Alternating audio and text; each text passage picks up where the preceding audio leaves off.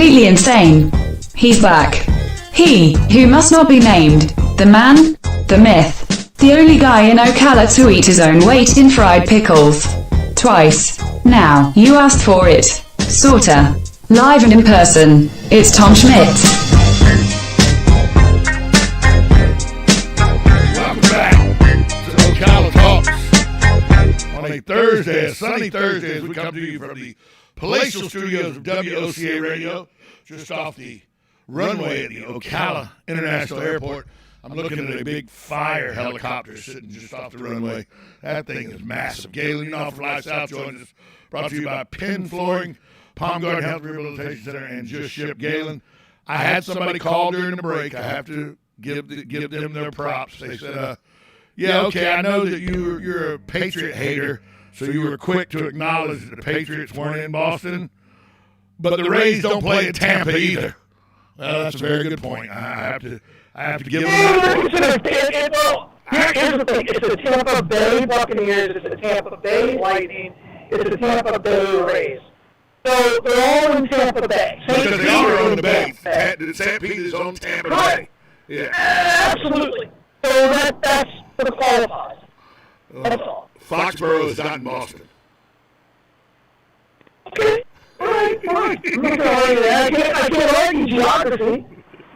But you're right. They're all called Tampa Bay, and they're all on the Bay. Yeah. Technically, they're all on Absolutely. the Bay. Yeah. Okay. Thanks for reeling that in and making the caller wrong. I appreciate it. That was very good. That's what I do. I do that really well. I like to prove people wrong. It makes me happy. It's still not going to get you out of this conversation, though. Yeah, when you get to break,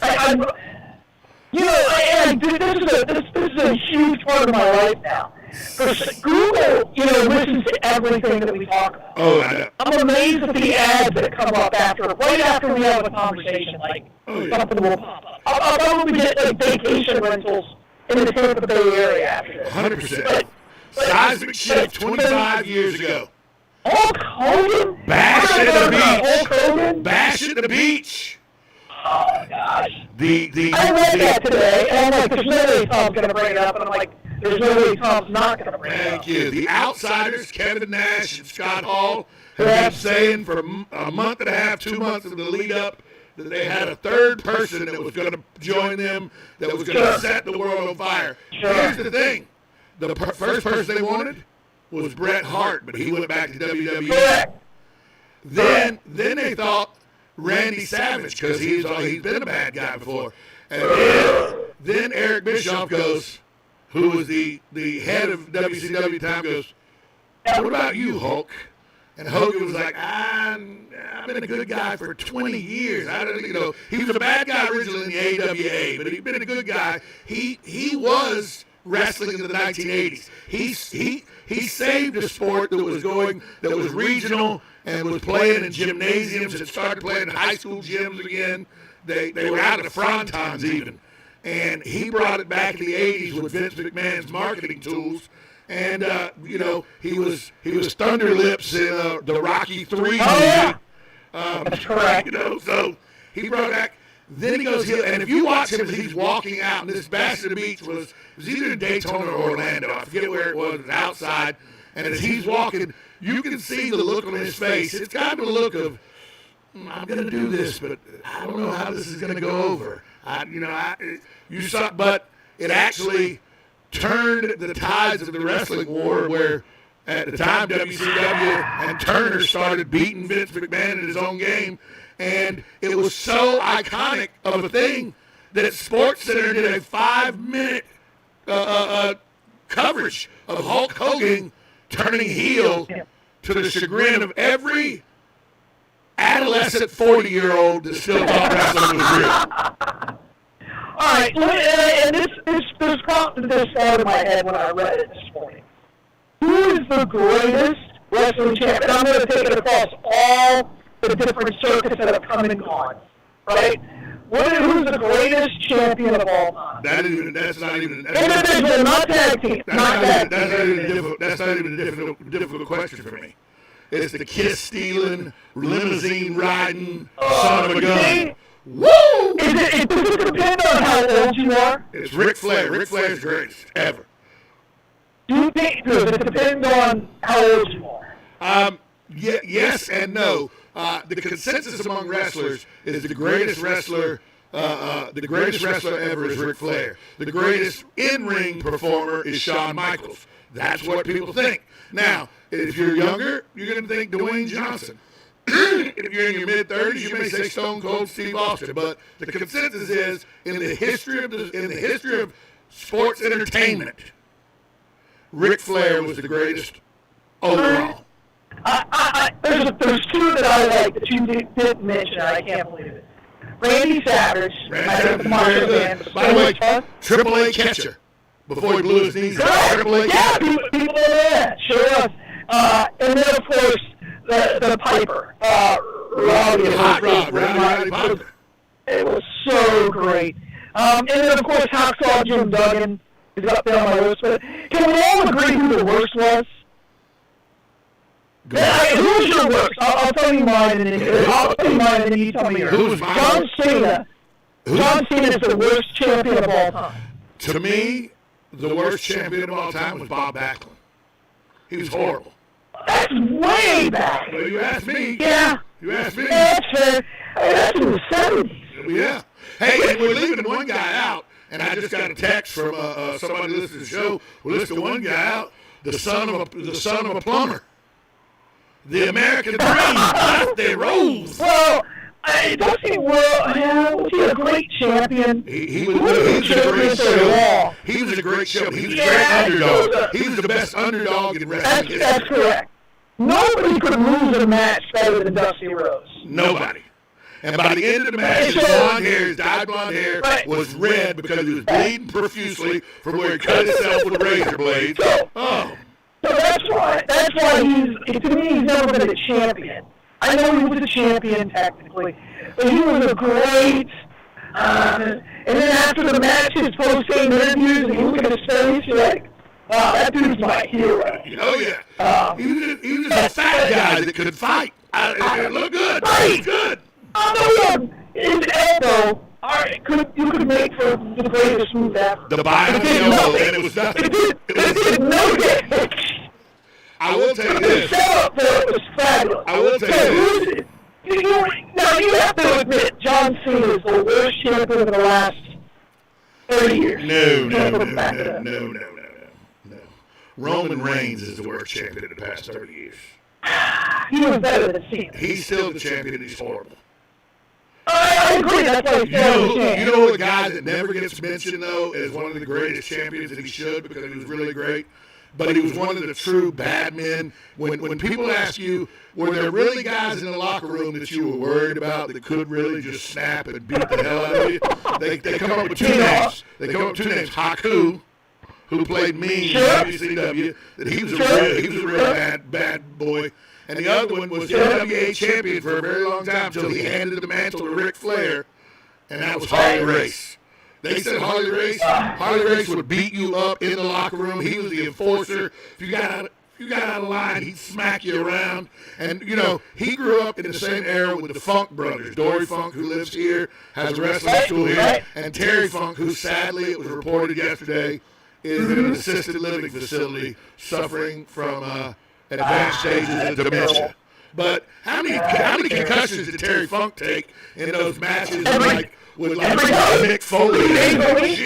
I mean, they would hit each other with anything. They would pick up the chairs and the canes. It didn't matter to them. Remember, I remember watching one, and again, I haven't watched wrestling earnestly since I was 15.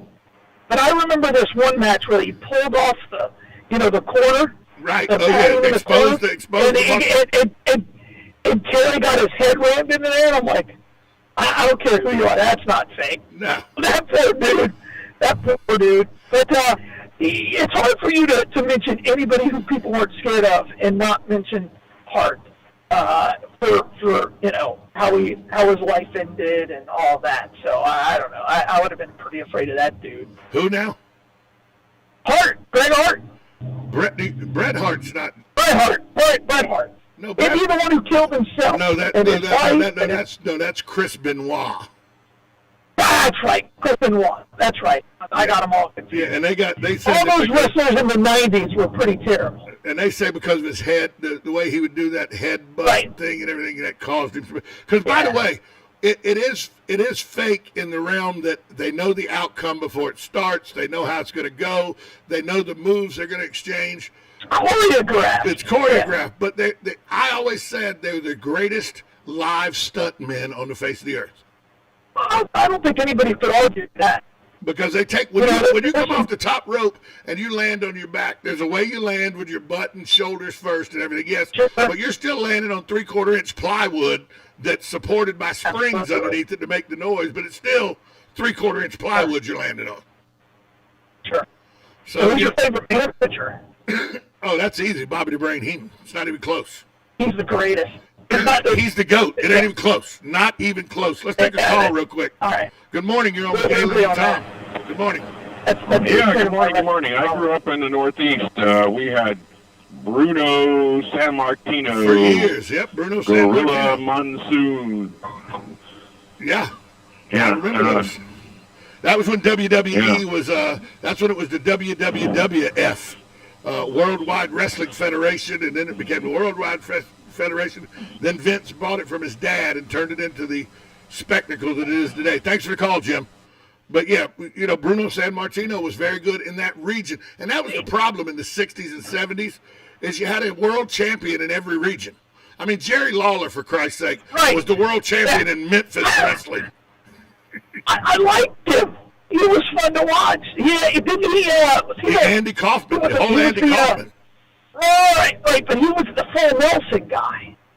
No, he was the guy that would he would pull his strap down. Once you beat him up long enough, he'd pull his strap down and then just go to beating you to death. He would do. Jerry Lawler was the king. Jerry Lawler. He's the one that slapped Andy Kaufman on the David Letterman show, and everybody thought it was all real. I remember that. But it was all Andy Kaufman was in on the joke. Yeah. Sure. Andy Kaufman. By the way, Andy Kaufman, the first transgender athlete, because if you remember, Andy Kaufman was the first inter-transgender world champion. Oh, I don't remember that. He was. 1983, the first inter-transgender world champion, Andy Kaufman. He would get in the ring and beat up women and win world championships. That sounds about right. Yeah. Again, can you imagine, and people who are laughing at this, Vince McMahon leased the WWE and all of the titles and all of the wrestling genres that he owns to Peacock for $1 billion. Yep. Rented it for 3 years, I think, right? No, they have it for 5 years. 5 years. 5 years. And here's the thing. And then he takes complete control back. $1 billion, and nobody bats an eye, and it's the worst app on planet Earth. And here's the thing with Peacock. The beauty of Peacock is now for $4.99 a month, what used to cost you $59.99 to get the pay-per-view WrestleMania and everything like that. You just pay $4.99 to Peacock, you get it all. But Vince doesn't care because he doesn't need to make the money off you buying the pay-per-view anymore. He's getting the money from Peacock. $1 billion. Correct. He doesn't get any of the revenue from those anymore. Because he's already got $1 billion. He gets store sales. Yeah. He gets event sales, but he gets that $1 billion from Peacock, and I think he has to put on a certain number of shows. He does, per yes. year. Right. Hold on, we got another caller. Good morning. You're on with Galen and Tom. Wow, wrestling. Yeah, this is Mark. How about Gorgeous George and Hiro Matsuda? Oh, I love Hiro Matsuda. That's awesome. Wahoo McDaniels, Manny Fernandez. Gorgeous George. Oh, of course, Gorgeous George. I remember. Of course, everybody knows Gorgeous George. He would go around. Remember, he'd go around with the insect repellent display, but he'd use it like it was perfume and spray it around the ring. Correct. That's correct. That's great. He was a great champion, but he was tough. He looked like he was transgender, but he really was a tough guy. He really was. In real life, he was a real tough guy. I used to work at the city of Ocala back. I worked with Jerry Gant, and I used to set up the wrestling ring at the city auditorium. And those guys were from Ike Deacon and some of those guys back in those days. That was way back then in the 60s and 70s. But they were great champions. And the Funk brothers, Dory Funk, and of course Dusty Rhodes will always be my favorite. Yes, sir. But we had some great champions But back in that day. back then we had Tony Atlas, you had Rocky Johnson, Tony, you had the Junkyard Dog. Oh man. I remember the Junkyard Dog. Yeah, even Alan, Yeah, that's true. I had a chance to meet Alan Ladd. Used to play for the Los Angeles Rams. Alan Ladd used to team up with Dusty Rhodes, a tag team match. The Cat And Lad, baby, the Cat Lad. right here in Ocala. Yeah, thank you for the call. Yeah. You know, all you got to do is put wrestling on. Guess what, Galen? The phone is blowing up, brother. That's all you got Well, to do. you know why? Because I don't care who you are. Every boy, and I've said this, every Watch boy wrestling. goes through a phase where wrestling, because when I was growing up, it was on Saturday, right? Saturday at 11. Oh, yeah. So Gordon Soley, baby. 44.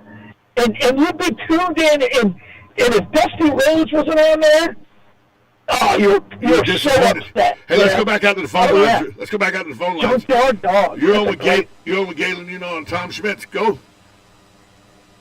Good morning. Morning, Hugh. Good topic. This is Hugh calling.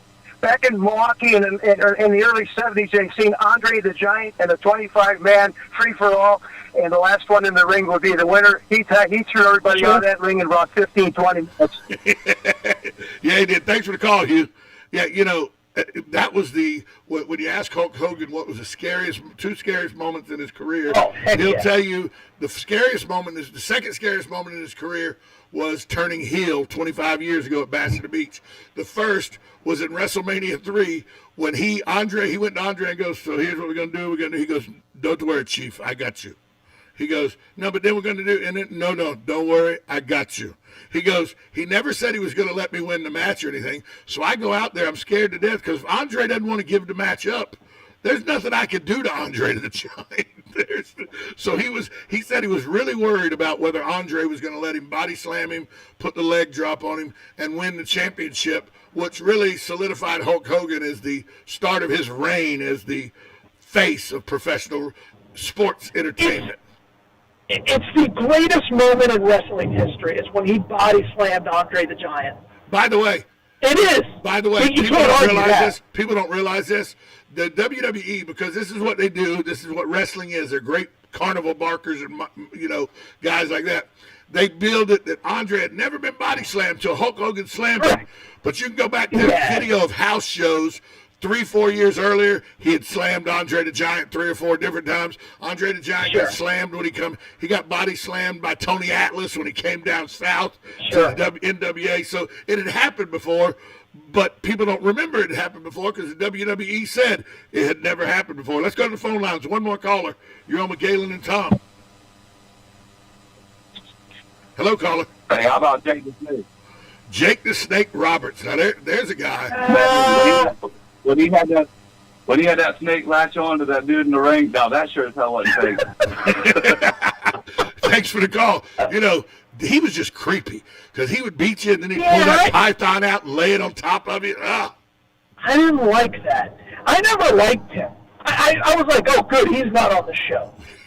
I was happy with that. He was just I didn't creepy. like it. He was just creepy.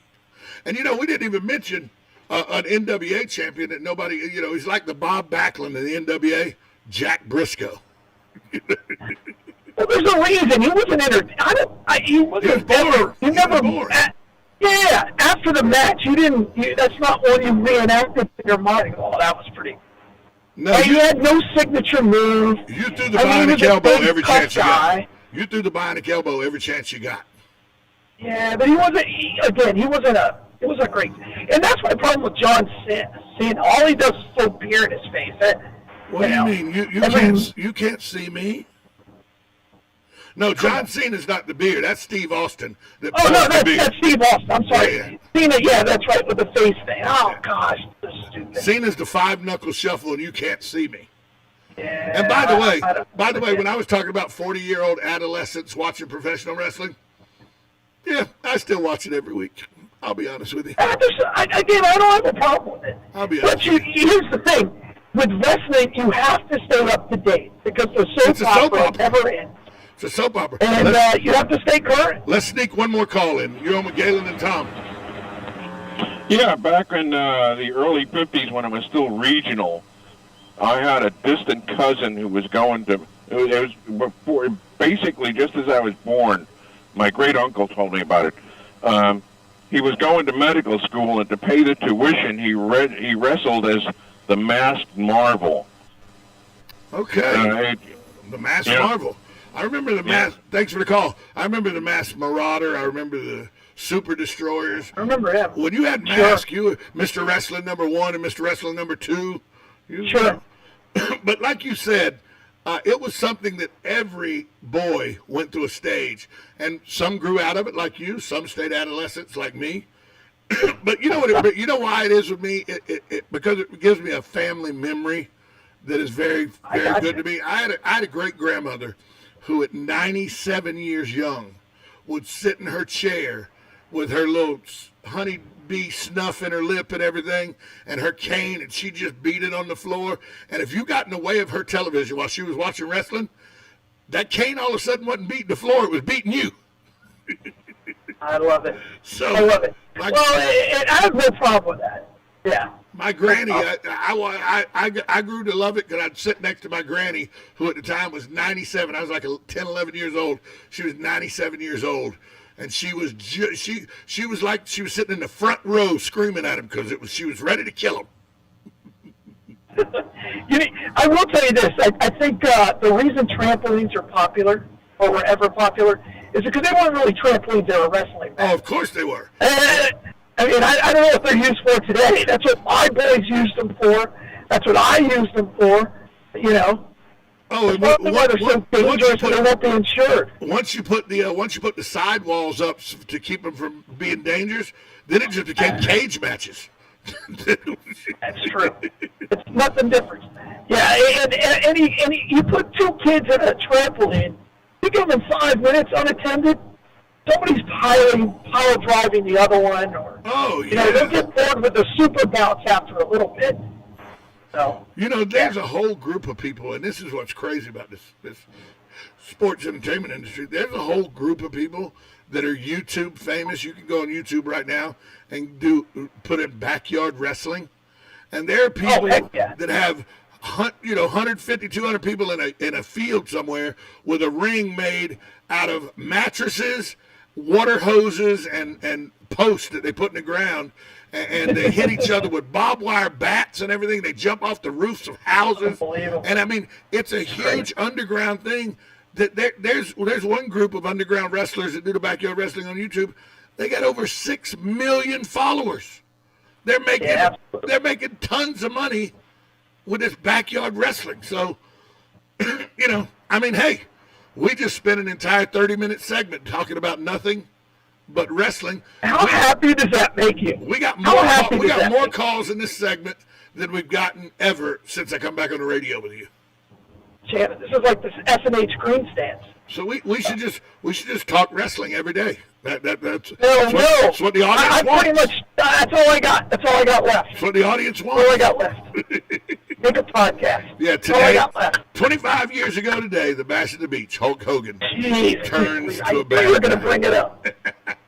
You're going to bring it up. Hey, I got the lightning in with the champs first, though. I did the right thing. That's something. I did the right thing. I did get my Red Sox in there with the best record in baseball. That was good. And by the way, yeah, they're still not good, even though they won yesterday. They're still terrible, so I won't even mention them. Yeah, they're not good. They're not good. They're still not good. You still have arguably one of the top 3 players in the league. Hey, where's the Bloodmobile today? 25. Hey, Bloodmobile today, we're at the 40 East Shopping Center, so right there in front of Publix. Come by and see us, and we're still hurting. We are in emergency need of all types. You get out there and get the wife donate blood. Galen Enoff from Life South. Talk to you tomorrow. All right, bye all.